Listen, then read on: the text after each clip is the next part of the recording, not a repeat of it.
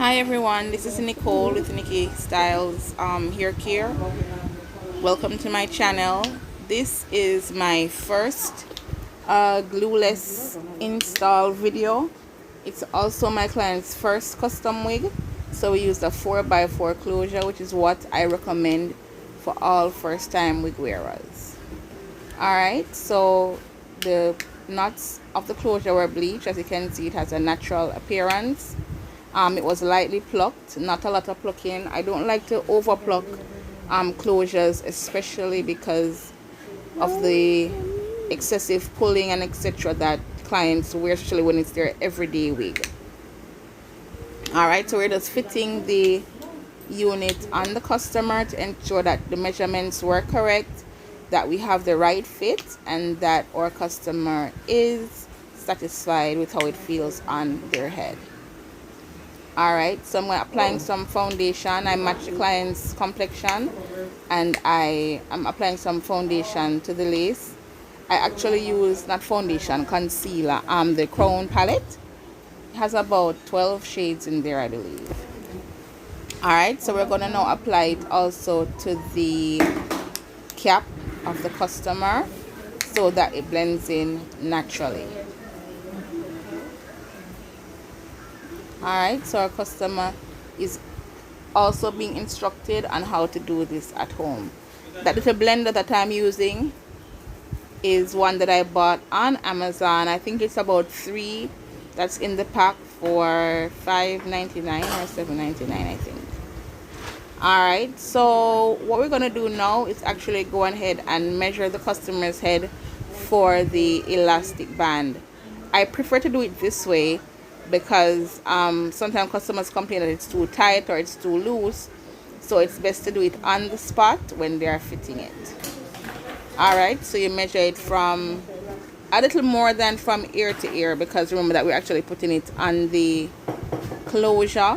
So you may have seen me only put it at her ear, but it's actually a little bit longer than that measurement.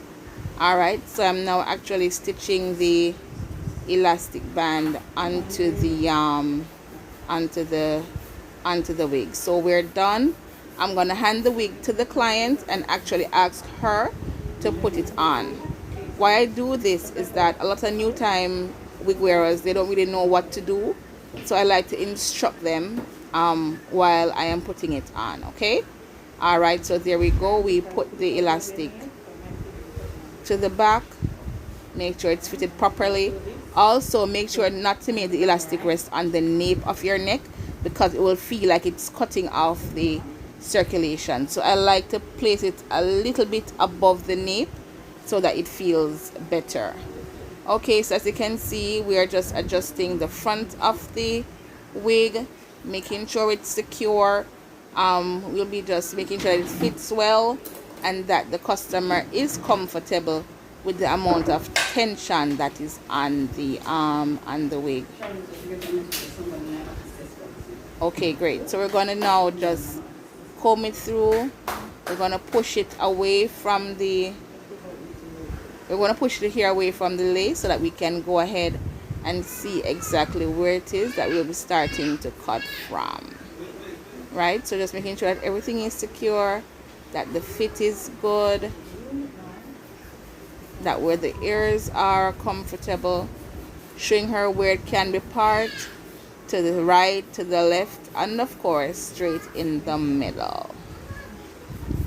You could also do maybe like 3 to 4 small cornrows in the closure if the customer wants that style. Okay, so I see that we are pretty good here. As I said, we're just brushing it back, and we're going to go in now and actually cut the lace.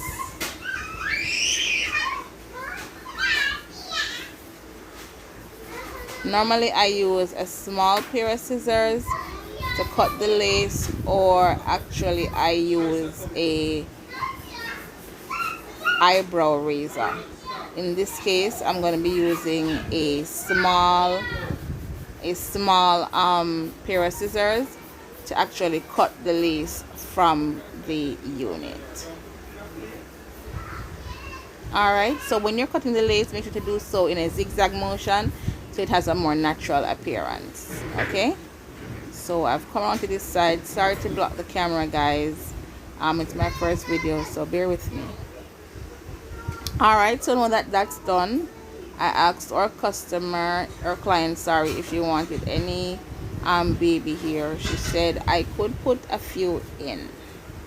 So in a few, you'll see where I am parting off a thin section. After combing it out, I'll be parting off a thin section at the front. Yeah, and that's what I'm gonna do after I make my middle part. Actually in the middle, I'm so awful at doing middle parts. They're always a little bit off, so I like to do it on the customer themselves, so it's always dead center. I don't pluck my parts for one main reason.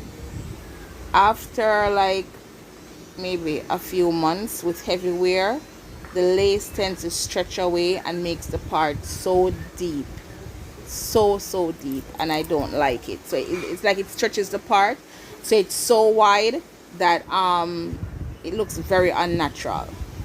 Alright, so here you see I've made the part straight, and I am using my Keracare wax stick just to make sure that it lays where I need it to lay.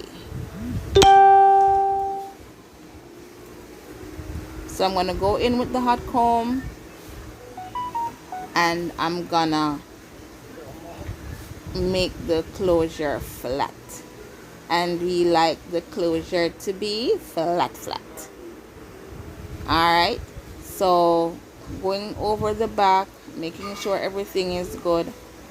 Now combing, what I do, I use a comb and comb it through maybe once or twice, and then I actually comb through again. I'm blocking the camera, guys. I'm so sorry. My editing skills are so weak, but I'll get better at it. Alright, so first I use the comb, and then I use the back of the comb on the last press, because that's what actually makes it flat and straight. Alright, so here it is.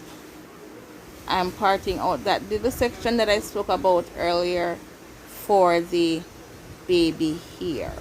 I like when the baby hairs are pretty thin, especially on the closure wig. And the fact that she didn't really want baby hairs, I didn't want to do it too much.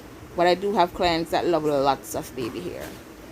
Alright, so I'm just going to use a little bit of mousse on my hands and just touch where the baby hair is, right, so that we can get it kind of out of the way until I am through with what I am doing. Alright, so there we have it. We're combing through just to make sure that it's flat enough, just to make sure that everything is exactly how we want it. So before cutting the baby hair, I'm actually going to go ahead and give her some barrel curls. I'm using my ceramic iron. I'm not so sure what size the barrel is. I think it's maybe like 1.5 inches or thereabouts, I think, that we actually use. So I'm parting my sections, detangling the hair, and I'm going to be going in a few with the iron. Now one of the keys to curling the hair is that when you curl it, you make sure that you hold the curls for a few seconds, and then when you do release it, you hold it again, as you can see what I'm about to do here. Right, so I'm holding it with the iron in, then I'm gonna pull it out, and you're gonna hold the hair, in your hand for a few seconds to allow it to cool. As you can see what I'm doing here, when it cools, that is actually when the curl sets sometimes you notice that the curls will fall because when you pull out the iron, the gravity is just pulling it right down with the heat, so it just completely falls immediately after.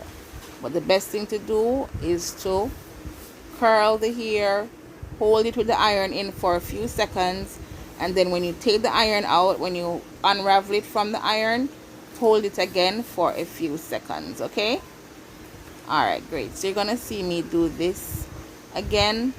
So I'm just gonna go through her hair with these curls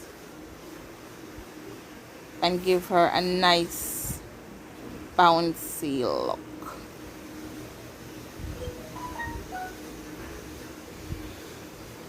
There we go. And again, we are holding our curls a bit, right, just to allow it to cool. Sometimes the process may seem a bit long, but this is what you use to get the best results in your curls.